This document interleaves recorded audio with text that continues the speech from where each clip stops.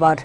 أجرى جلالة الملك عبد الله الثاني مع الرئيس الامريكي باراك اوباما يوم امس مباحثات تركزت على علاقات التعاون الثنائي والقضايا الاقليميه الراهنه واليات تعميق الشراكه الاستراتيجيه بين البلدين، اضافه الى دعم الولايات المتحده لعمليه الاصلاح الشامل في المملكه. هذا وقد جرى استقبال رسمي للرئيس الامريكي باراك اوباما في المكاتب الملكيه في الحمر، وكان جلالة الملك عبد الله الثاني في مقدمه مستقبل الرئيس الامريكي. المزيد عن زيارة الرئيس الامريكي للأردن في التقرير التالي.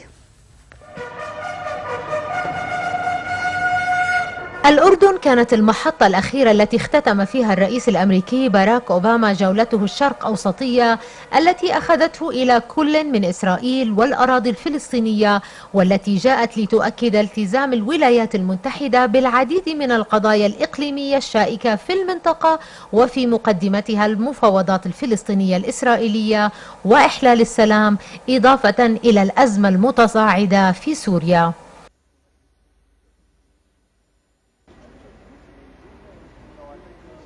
خلاص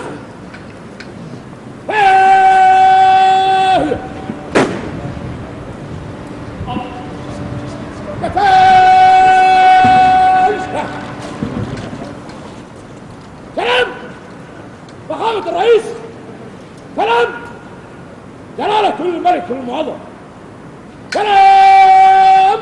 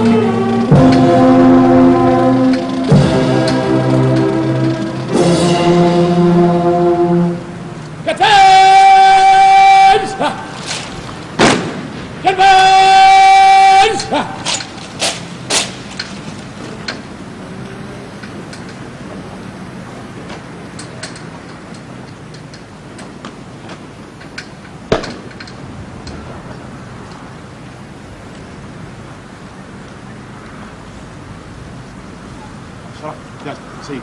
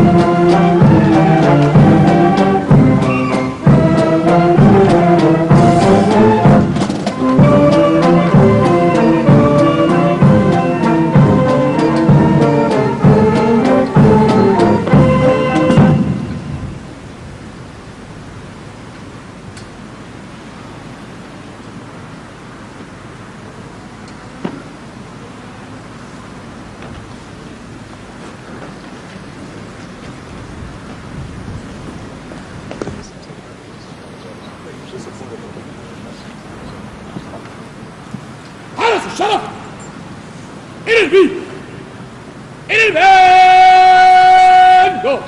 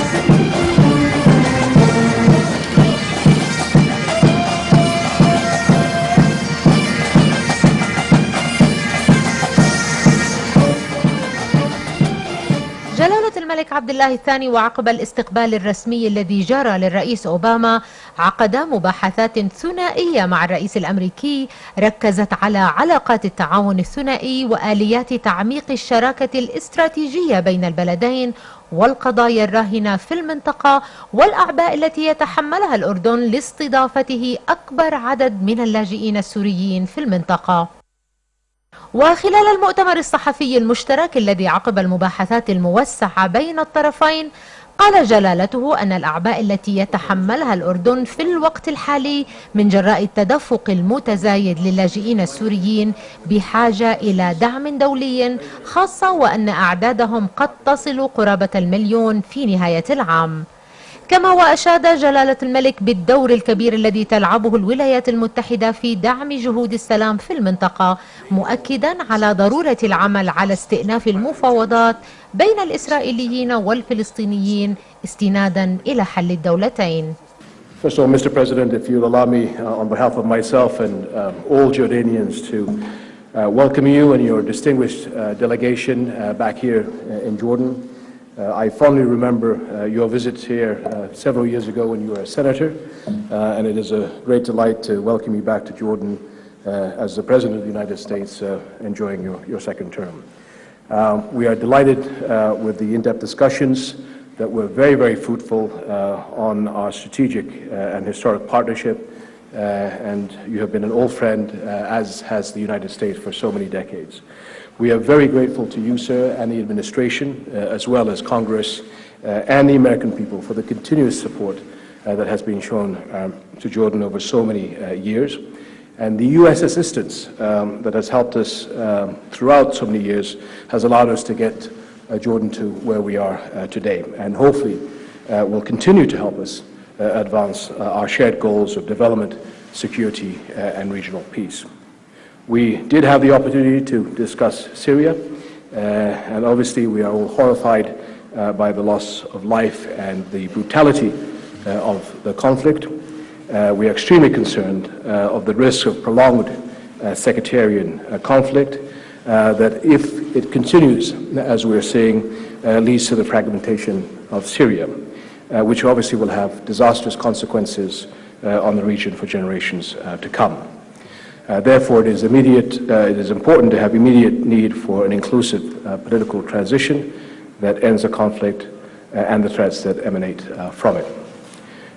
What we are facing now today, obviously, is an urgent need for international community to help in humanitarian assistance to catch up to the challenges that we are facing as the countries bordering Syria. And not only do we need to look at the ability to stockpile humanitarian supplies to the Syrian people inside their country, but also to be able to assist those that have fled. Jordan today is hosting by far the largest number of Syrian refugees. The numbers have just exceeded 460,000 Syrians. That is 10% of our population.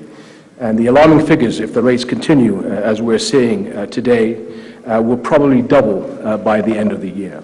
So for the Americans in the audience, that's the equivalent of 30 million refugees crossing into the United States, with the possibility of that going up to 60 million by the end of the year, relative obviously to our populations.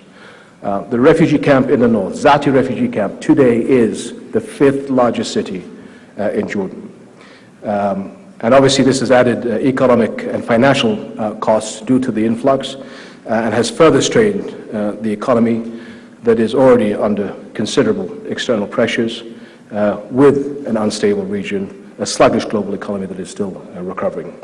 But having said that, as I already alluded to, we are so grateful to the U.S. assistance in shouldering this enormous responsibility, and together we continue to appeal to the international community for more help to face this humanitarian calamity. We had the opportunity, obviously, to talk about the peace process, and we were very delighted by the vision and the depth of wisdom that the President showed over the past several days in his trip with the Israelis and the Palestinians. Obviously, I reiterate Jordan's commitment to the peace process and the crucial importance of U.S. leadership in resuming the Palestinian-Israeli negotiations based on the two-state solution. There is simply no other formula, no other alternative. The two-state solution is the only way to go. And if you compare that also with the radicalization of Syria, together with the impasse in the peace process, this is going to be a serious threat to an already volatile region. I believe there is a window of opportunity to make a serious push for resuming negotiations on the final status issues. But the window, I believe, is fast closing, primarily due to increasing settlement activities, and so there is no time to waste.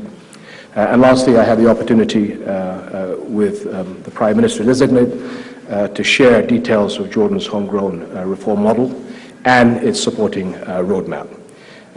We believe that we have a model that has a clear end goal of parliamentary government with milestones and prerequisites built on a strong democratic institutions that guarantees checks and balances of proper democracy, an empowered parliament, and a new constitutional court. We also have a new independent elections commission, and we are looking at Jordan as a model that is evolutionary, consensual, and peaceful, and ensures pluralism, openness, tolerance, moderation, and unity, and equally as important, a level playing field. This will ensure safeguards for civil liberties and political rights, and obviously encourage political participation. Today, we're looking forward to our Prime Minister-designate forming his parliamentary government, hopefully in the next couple of weeks, based on his consultations with Parliament, which is an extension of the same consultation process that led to his designation as a result of receiving the highest number of nominations. So I'm very proud of the progress so far. The hard work is definitely ahead of us. This is the Jordanian model. What we're saying is the third way in the Middle East. What we are saying that the Arab Spring is behind us. We in Jordan are looking now at the Arab summer for us all, which means that we all have to roll our sleeves. It's going to be a bumpy and difficult road, but I'm very encouraged with the process, and I am very excited about the future. So again, Mr. President, very welcome to Jordan. I wish you all the success in what you've been able to achieve in the past several days, and I hope that the success will continue in your visit here to Jordan. Thank you very much. من جهته أعاد الرئيس أوباما التزام إدارته بمساعدة الأردن، وخاصة فيما يتعلق بأزمة اللاجئين المتفاقمة، حيث أعلن عن مساعدة إضافية للأردن بقيمة $200 مليون لدعم موازنة المملكة في تقديم مساعدة للاجئين السوريين. كما أكد التزام الولايات المتحدة بقيام الدولتين وبأن الطريق الوحيد لتحقيق السلام هو المفاوضات المباشرة بين الجانبين، وأن الفلسطينيين يستحقون مستقبلا أفضل. Well, it's a great pleasure to be back in Jordan. I'm grateful to my good friend, His Majesty King Abdullah. Thank you for your kind words. Thank you to the Jordanian people for the extraordinary warmth and hospitality that I remembered well from my first visit as a senator. The thing I mainly remember when I came here was that His Majesty was kind enough to personally drive me to the airport. I won't tell you how fast he was going, but Secret Service I don't think could keep up. So nevertheless, we're very much appreciative for you welcoming me and my delegation. The reason I'm here is simple. Jordan is an invaluable ally. It is a great friend. We've been working together since the early years of the kingdom under His Majesty's great-grandfather, King Abdullah I, who gave his life in the name of peace. Today our partnership in development, education, health, science, technology improve the lives of our peoples. Our close security cooperation helps keep your citizens and ours safe from terrorism. Your military and police help train other security forces from the Palestinian Authority to Yemen. And I'm especially grateful to His Majesty, who, like his father, memorialized by the mosque I saw when I arrived, is a force for peace, in word and in deed. You've invested deeply and personally in strengthening the ties between our countries. And that's why you were the first Arab leader I welcomed to the Oval Office when I became president. And I very much appreciate the work we've done together on a broad range of challenges. So I've come to Jordan to build on what is already a very strong foundation and to deepen what is already extraordinary cooperation. As His Majesty mentioned, today was a chance for me to hear from him about the necessary political reforms that are underway here, and I want to commend the people of Jordan on this year's parliamentary elections, which represented a positive step toward a more transparent and credible and inclusive political process. I appreciated hearing His Majesty's plans for a parliamentary government that responds to the aspirations of the Jordanian people, and I very much welcome his commitment to active citizenship, where our citizens play a larger role in the future of this nation. You know, at a time of so much change and tumult across the region, I think His Majesty recognizes Jordan has a great opportunity to show the benefits of genuine and peaceful reform, including stronger political parties and good governance and transparency, all of which makes government more effective and make sure that the people feel a connection to their government.